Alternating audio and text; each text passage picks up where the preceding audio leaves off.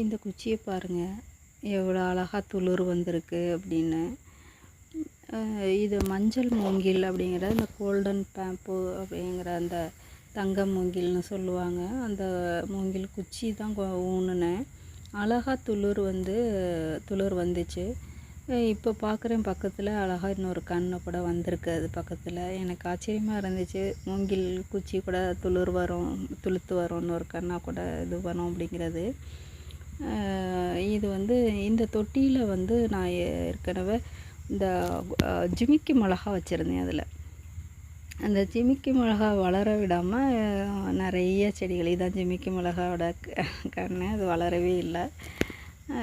பக்கத்தில் கேசவர்த்தினி செடி இருந்து அதோட விதைகள் விழுந்து முளைச்சிச்சு. துளசி, சொடக்கு தக்காளி, இது மாதிரி நிறையா முளைச்சிருக்கு அதில். அதுக்கிடையில் இவங்களும். நன்றி.